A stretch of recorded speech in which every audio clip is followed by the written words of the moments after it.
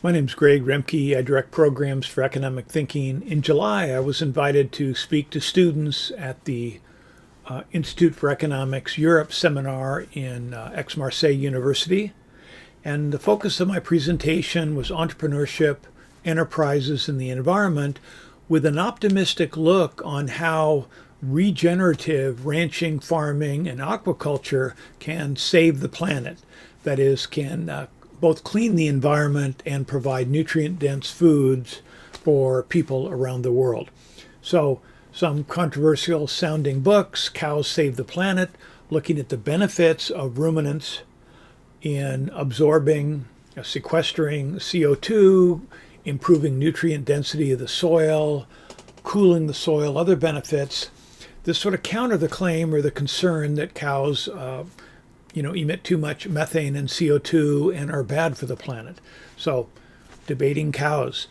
Also, oysters, the role of oysters around England and Ireland. And of course, I was in France, discussed the huge role of oysters in French history and the present, and the role of oysters around the United States and much of the world. So, hope you enjoy, and we'll just get started here.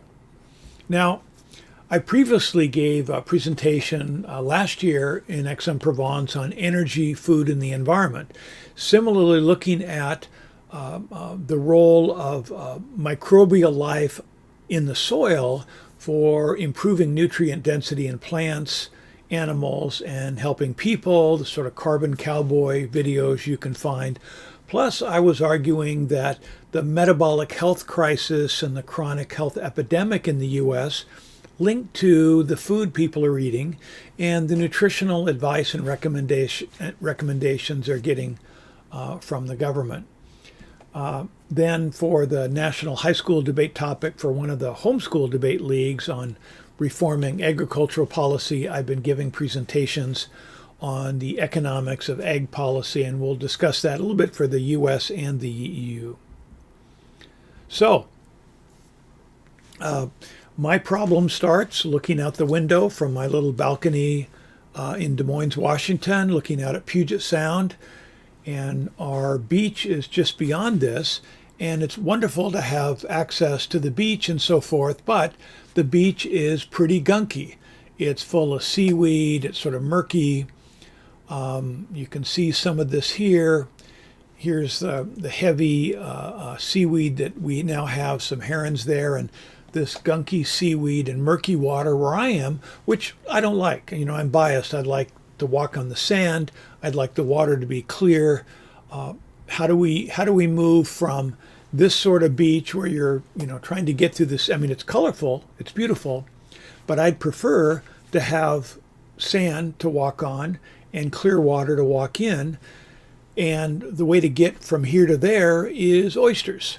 Oysters filter the water, clean the water, and so my sort of background goal, ideally I'd like to be able to set 5 to 10 tons of oyster shells offshore to clean our water, to clean our bay. Now, nearby, Saltwater State Park, a little bit south of us, beautiful big park. They have clams, mussels, and oysters, but they're all closed for the harvest season. They're not fit for human consumption because of pollution, because of sewage and runoff from the population, fairly dense populations around. Now, my condominium, our sewage goes into a sewage treatment plant. Ideally, everything's supposed to be clean, but it isn't. So, how do we fix things? Well, looking to the past often helps us see into the future. So Mark Kurlansky, in his book, The Big Oyster, is the history of oysters. It's also the history of New York City. New York City is a city built on oysters. Scotland, built on oysters. England, France, oysters played a massive role in the history of Europe, the history of the United States. Most of those oyster beds have been depleted. 80 to 90% of the world's oysters are gone. That has huge or significant environmental impact. Small success story here from Drayton Harbor. This is Blaine, Washington, near Canada, where like 10 years ago, a company got a permit to put some oysters, seed some oysters in the bay that was too polluted, so they couldn't eat any of them. But working with local dairy farms and other companies, they reduced the runoff. More and more oysters in the bay, cleaned the water. 7 years later, the water is clean enough for people to consume the oysters, and there's restaurants there with fresh oysters. So, oysters will filter about 50 gallons of water per oyster per day. That's a huge amount of cleaning the water, and the excess nutrients that run off of agriculture into the waters around the United States and Europe can be consumed by the oysters. And there's other roles of being a carbon sink and reducing the acidification. So if you read about coral reefs in the equatorial regions, well, oyster reefs are similar in further north and south.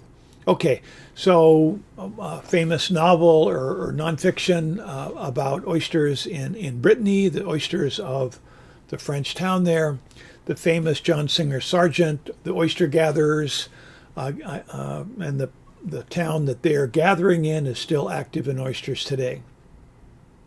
So, what's the history? Well, the ancient Greeks ate the European flat oysters. We find that in the archaeological digs. A popular nutrient-rich food. The goddess Aphrodite was said to be born from the sea on an oyster shell. Ancient Romans obsessed with oysters, and these are from oyster enthusiast websites. During the late Roman Republic, early empire, the bivalves transformed from a humble coastal snack to a massive industry. So oyster harvesting increased dramatically. Now they say a major status symbol among the wealthy elite. Well, that's misleading. We know most about the wealthy elite because they hired people to write about what they did, but oysters were available for poor people as well. Anybody could walk to the seashore and gather oysters. So oysters were and have been popular and important for the poor especially, as well as the wealthy. But we know more about the wealthy because that's what historians write about. Marseille, were near Aix where I was speaking, famous for the fresh, salty Mediterranean oysters. And there's huge oyster beds there, popular, very popular. So here's the oyster gatherers of Cancale, John Singer Sargent, and this is extreme northeast of Brittany where this village is. The men are off fishing in the ocean fishing, and the women, grandmothers and children, go out at low tide to gather oysters and to consume themselves and to sell. So this is the same beach. Now it's the oyster capital of France, huge operations gathering oysters. You can read, there's a video on DW where you can read about this operation. And then there's efforts to restore coastal protection, that is, put in new reef systems that will help rebuild the offshore oysters. So the reason the giant oyster operations are on the shore is that's the only place where people have property rights. The offshore oysters were depleted because you didn't have a clear system of who owns what and how to manage drawing the oysters from these areas when the population and demand boomed in the 1800s and after, and plus pollution from factories later on. So a lot on the health benefits of oysters. We have a metabolic health crisis in the U.S. People lack nutrition and too much carbohydrates and processed foods. Well, here's an issue on, in fact, I just looked at my blood test and I don't have enough omega-3 fatty acids. So time to eat more oysters. So this is, medically, oysters are a huge part of, could be a huge part of improving nutrition if we had restored oyster beds around the U.S. This is and I hope this isn't offensive to anybody, but there's a book called French Women Don't Get Fat, which is simply an observation that, the French, who basically ignore the federal dietary guidelines from the European Union, World Health Organization, or the U.S. nutrition guidelines. They eat a lot of oysters. They eat foods that help keep them slender somehow or help prevent them gaining weight, oysters are part of it. So again, ancient Greeks eating oysters, ancient Romans eating oysters, Marseille oysters, oysters of the Black Sea. We had 50 or more students from Romania and Moldova at our workshop, so I wanted to include them in the program by looking at the Black Sea and 3,000-year history of oysters on the Black Sea and discussion of the oysters. There's new oyster operations in Ukraine. Again, they're small, but they're trying to grow. Now, why have the oysters disappeared? This is an economics, property rights issue. The argument is, as technology improved, as demand improved for oysters, there was no operating institution that prevented overharvesting. Now, property rights could do that, or other cultural norms that would limit use of oysters. Also, by the way, oyster shells, if you dump the oyster shells back in the water, they help provide a home for new oysters, and it's banned now in the European Union and the US. You have to treat the oyster shells in somehow, but that'll come into our discussion of the restoration that's coming. So we have the EU Waste Framework Directive and similar regulations. You know, there's a Anthony's Home Port, you know, a couple 100 feet from me. They serve oysters every night. Why can't we just get the oyster shells from them and drop them into the bay where they could provide homes for new oysters? Well, you can't get a permit. You have to treat them, clean them, bake them, dry them, and plus get a permit. And you know, I'm working on that, but it's a challenge. So shells from restaurants or processing plants can carry foodborne pathogens, the argument is.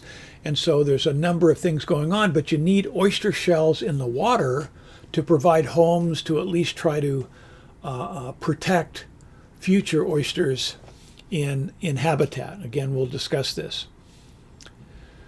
So I write about this, oysters, agriculture, aquaculture, health and the environment, and then I have another post on this on my economicthinking.org website. But here's the thing that sort of got me started on this. You'll find online a tremendous number of videos profiling a case in 2007 with support, I think, from the federal government. They dumped 500,000 tons, 500,000 tons of oyster shells offshore Florida, on the west shore of Florida, in a murky sort of bay that was empty. And what happened in the next months and years was a shock.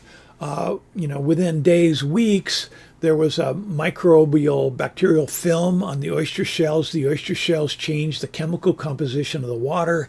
Within weeks, months, there were small oysters on them. Within years, there were these huge oyster blooms. And now the water's clear. There's fish everywhere. You know, there were opponents of this. Environmentalists thought it was just dumping oyster shells that should go to the dump as a way to lower costs. Fishermen were upset. They thought it would damage the fishery. Instead, it was a huge success story. And now this has been emulated in, you know, North Carolina and Virginia, in Louisiana, in Europe, off the coast of Brittany, where they're putting oyster shells out in the water for a number of reasons. One, they can protect the shoreline because they reduce the waves when they're a barrier. They fill up with new oysters. They clean the water. There's food for people as well. So this is a sort of a terraforming. You could say, well, you're dramatically changing the ecosystem by dumping all these oyster shells in the water. But actually, this is restoring the way things used to look, and we'll discuss that in the coming slides. We're trying to restore, you know, on the land, it's cows, cattle's ruminants to change the soil composition, change the water absorption, change the way the sun impacts the land. In a sense, I mean, obviously the earth is solar powered. The sun hits the water, feeds phytoplankton, which feeds zooplankton, and the oysters eat the zooplankton, the phytoplankton, if there's the right nutrients. Similarly, on land, the sun heats the plants which absorb, photosynthesis, absorb the sunlight, create carbohydrates. And so the cycle on land and in sea is to pull CO2 out of the atmosphere and use it to make food for plants, fishes, oysters, and animals, and us. So clean the environment, feed the people by restoring ecosystems. So this is this Gulf Shore oyster shell recycling.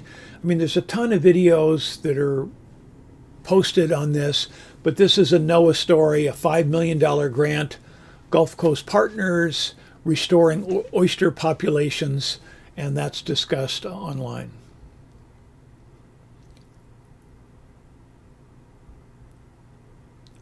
So where I am in Puget Sound, in Seattle, we have the Salish Sea, this large inland waterway that comes down through the Gulf, from the Pacific to the Strait of Juan de Fuca, down into the Puget Sound and up into the Canadian Gulf Islands. It's the largest saltwater inland waterway.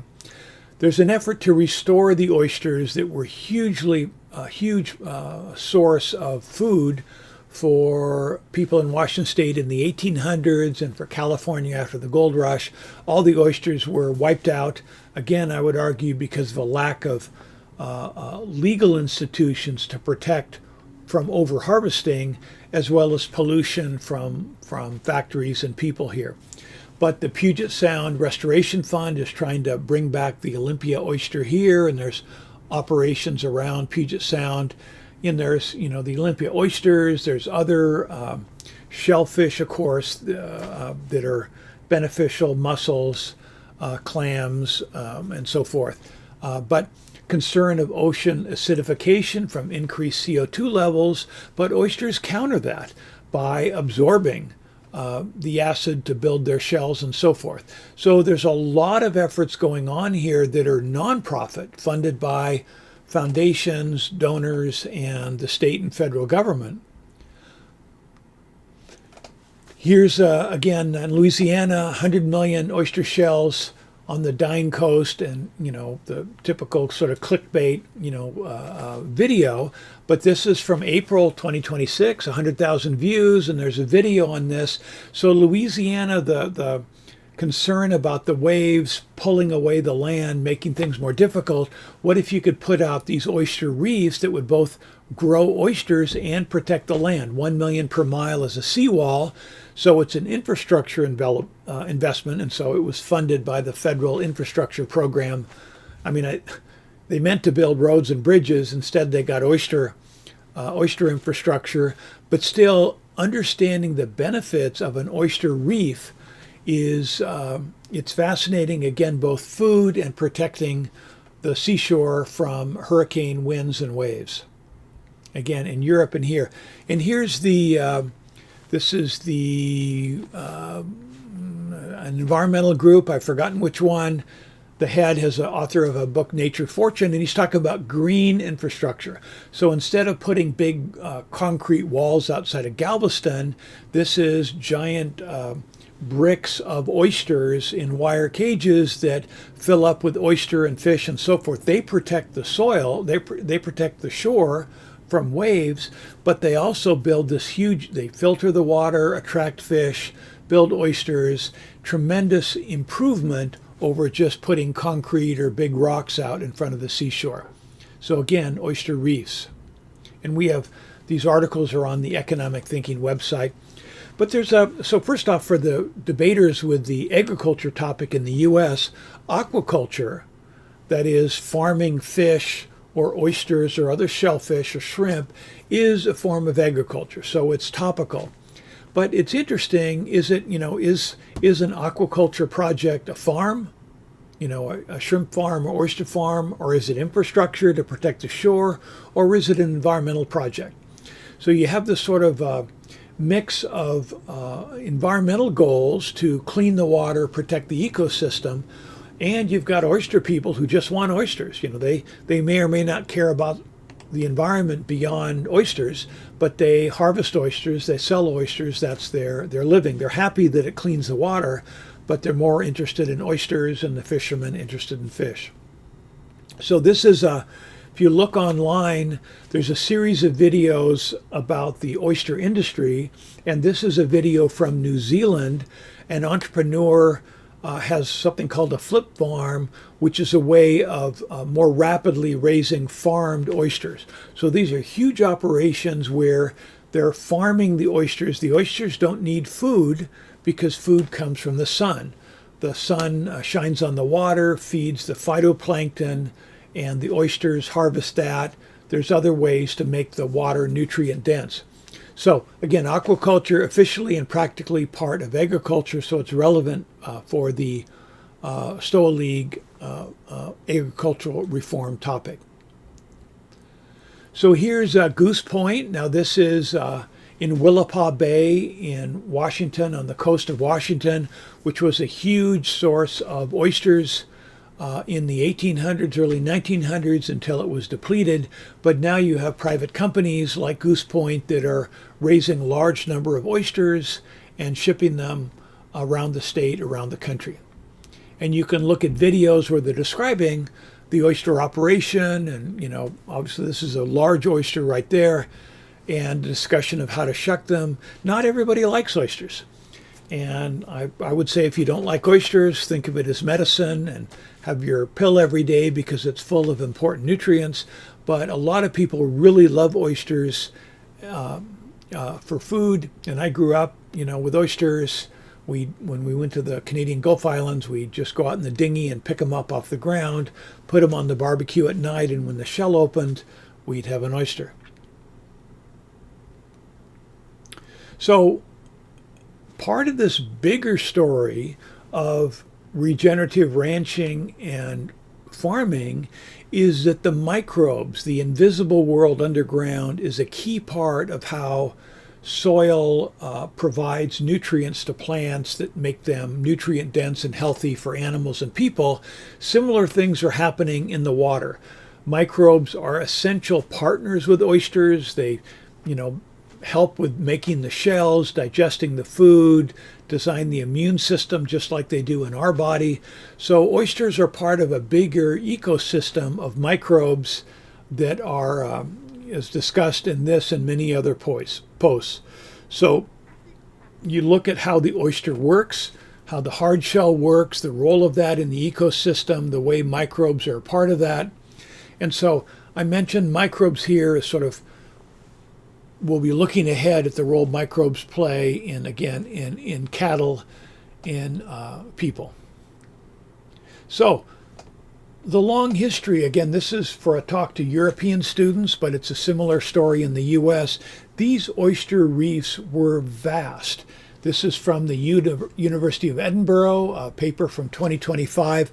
East coast of Scotland, 30 million oysters a year were landed in the 1830s. Half a century later, it was 300,000 a year. By 1950s, the oysters were locally extinct.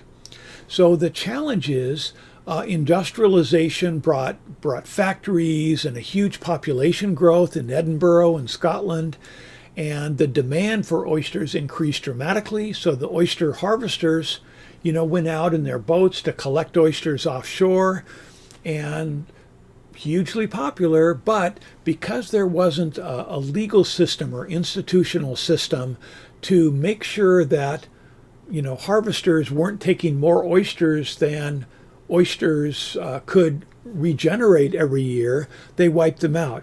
This is the same thing with the cod fisheries in the Atlantic were wiped out as technology allowed more and more cod to be caught until they were gone. The Atlantic salmon fisheries were wiped out by the Dutch in the 1950s as they found the main grounds off the coast of Greenland, but also by rivers in the Atlantic in the U.S. and in Europe that were blocked by dams and generating energy from waterfalls and so forth. In any case, fish were depleted, oysters were depleted. We lacked the nutrients from this. The goal now is to reestablish these, both for the food and for the services oysters in particular provided in cleaning the water. So 6 generations ago, this article said, Europe's seas had vast oyster reefs. Hundreds of square kilometers out in the ocean were these huge towers of oysters, thick oyster beds, and now they're gone. Oyster habitat is gone. The seafloor is now sand and mud and boulders and kelp, but it used to be much like the equatorial areas where you have these large habitats there of coastal, the name will come to me, I'll put it on the screen. But similarly, in the temperate regions, you had the oysters that were a huge part of the ecosystem. Now they're gone. They were protecting larger fishing operations. So it's hard to imagine what it was like out there with living and dead oysters. You know, the oysters died, the new oysters would grow on them, they need a shell. Vertical towers from the shore, and that's all gone. But we know from, history what it was like, and the world would be a better place if we got it back, in addition to absorbing vast amounts of CO2 from the atmosphere and changing the acidification that people are worried about as the oysters are building more shells. And it's more complicated in the ecological processes. I mean, I want the water to be clean and I want oysters. So that's my bias in this. So are we developing, changing the water, or are we just restoring it the way it was? This overharvesting and pollution was the past. We want to make ourselves, we want a better future. So the earth is solar powered. We want to harness the sun for cows, oysters, plants, and microbes. The book Economics by Richard Stroup looks at how ecology and economics go together. Same root word, the eco. Understanding economics and the role of property rights and legal institutions will help us restore both habitat on the land and in the ocean, providing food and sustenance for people, as well as just clean nature reserves. The Political Economy Research Center in Bozeman, Montana, which is now the Property and Environment Research Center, is a resource on a lot of these things, and I'm hoping they'll accept my article on oysters soon. So how do we govern the common land? So in where I live, looking out, we own the property where the condominium is and the basketball court and the lawn. We have a title to that and we manage that. But when you get out in the water, there isn't a title. There's no clear ownership of how you manage land under the water. Is it a common pool resource? Okay, well, how do you manage it? Now, sort of switching gears a bit, here's a story in France of solar panels that are over farms. So in this case, there's a lot of transitioning farms in the U.S. to solar, and farms and land in New England and New York, as well as Europe, into solar. This is a case that's growing plants and has solar, because in the heat of the day, when you're in Spain or southern France, it's so hot that the solar panels can provide some shade that protects certain kinds of plants. And we'll come back to that again. We're trying to figure out what the best land use is. Is it plants? Is it cattle? Is it, fish farms and big tubs of water? Is it solar and wind? But we want entrepreneurs and institutions to try and discover the optimal use of plants and land, and it may be just a forest for people to relax in. So again, a lot of economics looks at property rights and the role of clear and definable property rights. Richard Stroup talks about property rights being 3D, three-dimensional, definable, defendable, divestible. Elinor Ostrom, won the Nobel Prize in Economics, co-won it, looks at another way to govern the commons without explicit property rights. There are institutions that allow communities to establish rules over common pool resources so they aren't exploited. So this, you can read more of her work, and I encourage you, and this is especially valuable in fisheries and water where you can't easily define who owns which piece of property.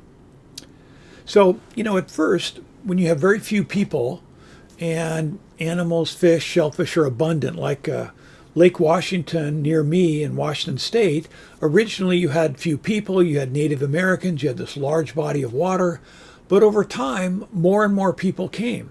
More people were fishing in Lake Washington, more homesteads around the lake, more people raising animals, more runoff into the water. And over time, Lake Washington became heavily polluted. In the 40s and 50s, people weren't allowed to swim in it. It was called Lake Stinky. And then billions of dollars were spent putting in sewage treatment plants, trying to manage the runoff, and the lake became very clean again, where people can fish and swim. So populations increase, you need to have a system that transitions management of common pool resources like Lake Washington or like the bay in front of where I live or the water off the coast of Edinburgh or around France. How are you going to manage those resources like oyster beds and other shellfish when more and more people are out there with their boats taking as much as they can? If they don't take it, somebody else will. The only way you can own an oyster is to pull it off the ground and sell it. And that's a problem, again, over time, and has been. So again, we've lost 80-90% of the world's oyster production. So farming and ranching boost production with property rights and rules, but some places are hard to identify ownership, and particularly offshore with fisheries and oysters and shellfish. So again, rights and rules emerge through practice, traditions, and there were ways. TERFs, territorial user rights in fisheries, were popular among the New England area, where local people catching oysters and crabs set up systems where they identified who had customary rights to an area. But those weren't top-down. Those were bottom-up rules that local fishermen and oystermen managed. So common resources are or can be governed with informal institutions. Eleanor Ostrom did tremendous research on how peoples around the world actually manage their scarce resources. And you can find stories. I encourage you to read on that. But that's what we want in Europe and the U.S., offshore and on land, to manage our common resources to, again, in Washington State, we used to have very few people and a lot of trees. So Weyerhaeuser and other big timber companies owned huge stretch of forests, and they would chop down the trees and sell them for wood. The wood would be shipped all over, and of course earlier in the Northeast, that was deforested, and Michigan deforested to provide timber for the railroads and building. But over time, people become wealthier. Now in Seattle, people want to buy land in a forest to just go camping in. So there's a demand for the trees just to enjoy nature that competes with the demand for cutting the tree to provide wood. And we can't say which is the most valuable use for trees. That's to be decided by the people who own the property, who own the trees, who make those decisions. So you can read more about this. This is from a website, a post that said, here are Eleanor Ostrom's 8 rules for managing the commons, and I'll just put this up briefly. But basically, you need to have defined boundaries. The rules are decentralized. They're different for different regions. People need to participate in decision-making as a group, as a commons. You need a monitoring system, and she goes how to manage that. So this would apply to the fisheries of Europe, to the oyster habitat, or anywhere in the world. And you can see this is not a conservative or liberal thing. Conservatives may want property rights, but they want resources to be well managed. And they want, wilderness cathedrals as well as anybody else. Progressives might say, well, look, capitalism is destroying the environment. Well, actually, that is where a property and commons are poorly defined. And, people who pollute and wreck somebody else's property or wreck the commons, where you don't have a legal system that prevents or sanctions pollution. So you need legal institutions to manage scarce resources as populations get more advanced technologically and are better able to exploit the environment. Whales, for example. Whales were plentiful. Then American whalers got better harpoons, better technologies, and they depleted whales all around the world. You almost went extinct because the technology, there was nobody owned a whale. The only way you could own a whale was to harpoon it. So you needed a legal system or a customary system that would protect the whales from people, which is what John Majewski writes about in his article on owning a whale that we published decades ago. So here's an article about Ukrainian oysters. This is in Ukraine in the midst of the conflict. There are efforts to try and restore oysters. And, you know, talk about endangered species. The argument is chicken are never endangered because they're so popular, people grow them for food. If you have an animal like the green sea turtle that it's illegal to eat it or sell it commercially, it's endangered because people don't have an incentive to raise and protect green sea turtles. I mean, they'd like to, but if they're worth a lot of money to sea turtle rustlers who capture and kill them, but you want an system to restore endangered species, and that's the story of the sea turtle story, which I have on my website, where they were successfully protected and were expanding rapidly, but then legal problems got in the way. But this is a mention of Black Sea oysters. When oysters are highly sought after delicacy for people to eat because they're sweet and a cucumber-like flavor, says this website from the Odessa Journal, then you get a lot of incentive to expand habitat for Black Sea oysters. Here, you know, Frederick Bastiat, famous economist and popularizer of economic freedom, in his book Economic Harmonies, he talks about the propensity of animals to expand. He says, who hasn't wondered how oysters can multiply rapidly to withstand the amazing toll taken for human consumption? So huge consumption of oysters in Bastiat's time in France, around Europe, and in England, but they're still plentiful at that time. Later, their habitats were over-harvested. He talks about how in England, France, and Switzerland, there's plenty of cattle, and you could have a lot more cattle, he argues, and still feed people in the future. So this is sort of against the claim that overpopulation would lead to starvation because of less valuable land brought into production. He's arguing that land and feed are ample to feed 10 times the present number of steers and cows for a lot more consumption. So beef, oysters, ruminants, shellfish, and fish could be vastly expanded with better management of soil resources, better management of the land. So, as Bastiat shifted from talking about oysters to talking about beef, I'm shifting now from talking about oysters and shellfish and fish to talking about lands, plants and animals on the land. And maybe I'll stop the video here and start up again with the next section to focus on regenerative agriculture and ranching. Thank you for listening to the part one, the out in the water part for this presentation. Thank you.